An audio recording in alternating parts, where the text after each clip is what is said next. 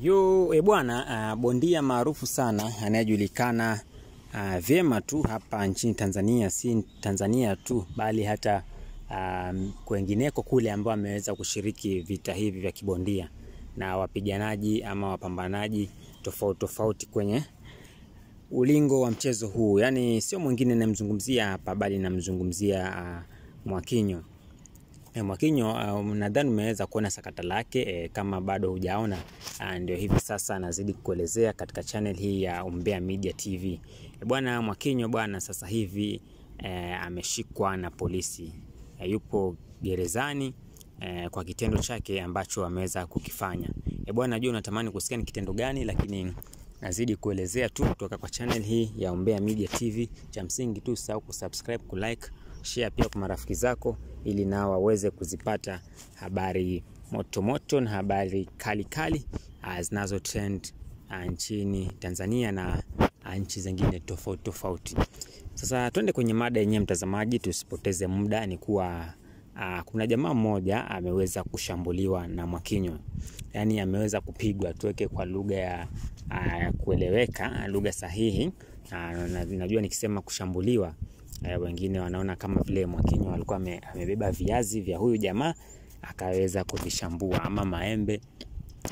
Sasa nikueleze tu jamaa huyu ameweza kupigwa vibaya na huyu Mwakinyo. Na sababu zilizofanya aweze kupigwa ni sababu ambazo zipo wazi tu. Pia nitakwenda kuelezea ni sababu gani ambazo zimemfanya Mwakinyo kumpiga huyu jamaa, ama ni sababu gani ama sababu zipi ambazo zimefanya Mwakinyo yani huyu jamaa kupigwa na huyu bondia Mwakinyo. Huyu jamaa anavyoelezea, anasema kwamba yeye kuna kazi alikuwa anaiwahi asubuhi na mapema.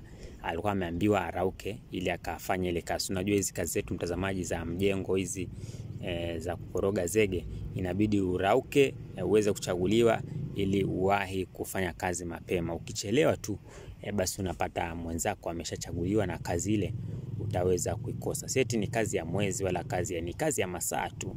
Sasa yule jamaa anasema akarauka pale asubuhi kitu kama saa 11 inaelekea saa 12. Sasa alikuwa yupo karibu na nyumba ya Mwakinyo. Akiwa anatembea akafika karibu na nyumba ya Mwakinyo. Yani nyumba ya Mwakinyo haikuwa mbali na hapo ambapo huyo jamaa anatembea. Sababu anavyoelezea, anasema kwamba ni kinjia fulani, yani ni njia unaifuata.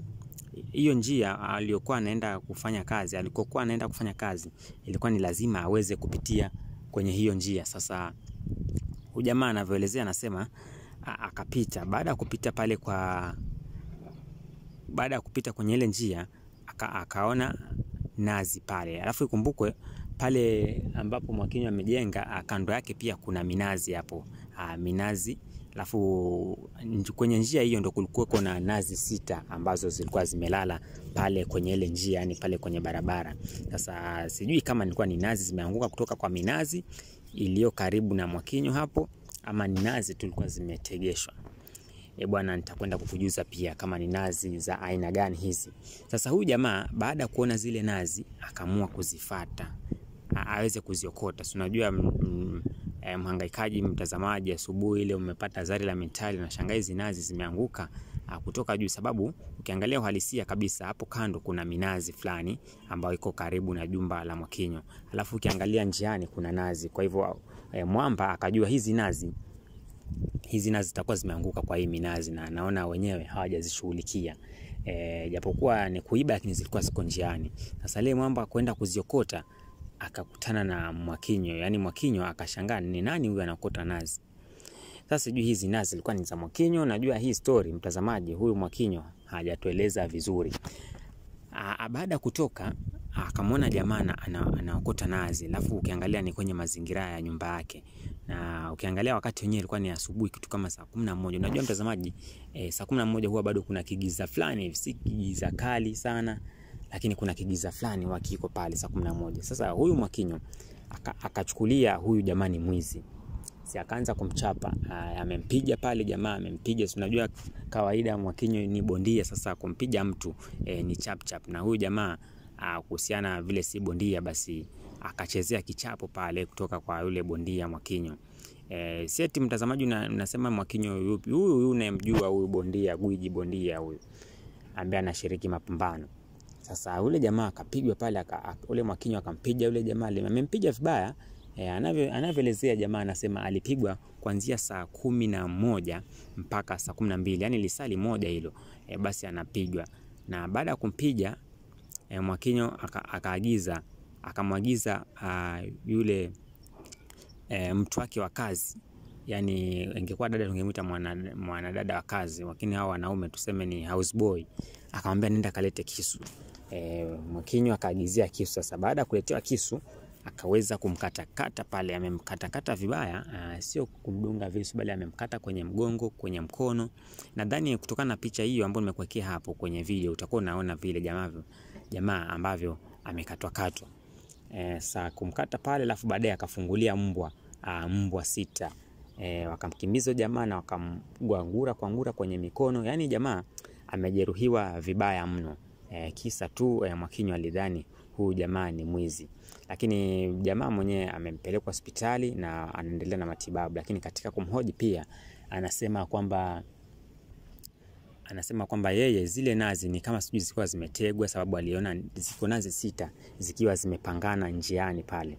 Sasa akaziokota, lakini hazikuwa zinahusiana na Mwakinyo, sababu zilikuwa ziko mbali kiasi. Nyumba ya Mwakinyo ilikuwa iko mbali kiasi na nazi ziko upande wake. Sasa huyu jamaa anasema kwamba Mwakinyo amefanya vibaya sana, na sio eti Mwakinyo hanijui. Nadhani Mwakinyo ananijua sababu sote tunatoka mtaa mmoja. Mimi namjua vizuri, lakini sijui kama ananifahamu, lakini mimi naamini atakuwa ananifahamu sababu tunatokea mtaa mmoja sote. Bwana kijana aelezea kwa uchungu namna hii. Bwana watu wengi wamemshambulia Mwakinyo kupitia mtandaoni hapa, wakisema kuwa hata kama ni bondia basi usifanye vitu kwa uharaka kama hivi. Bwana watu wanasema kwamba Mwakinyo kiukweli hapa ameweza kukosea kumpiga udogo, tena sio kumpiga tu bali kumshambulia na kisu, na hata pia kumfungulia mbwa aweze kumngata. Ni kitendo ambacho Mwakinyo amekifanya sio kizuri. Ila kama unakubaliana na kitendo ambacho Mwakinyo ameweza kukifanya, dondoshie comment pale unaambia bwana namkubali Mwakinyo, sababu watu kama hao inaweza kuwa sometimes ni wezi. Ila kama unahisi kwamba Mwakinyo hapa ameweza kukosea na anahitaji kumomba dogo msamaha, basi gonga like hapo, alafu niandikia comment yako, naambia kwamba Mwakinyo sasa hivi anahitaji kumomba msamaha, alafu pia uniandikie hapo kama Mwakinyo amezengua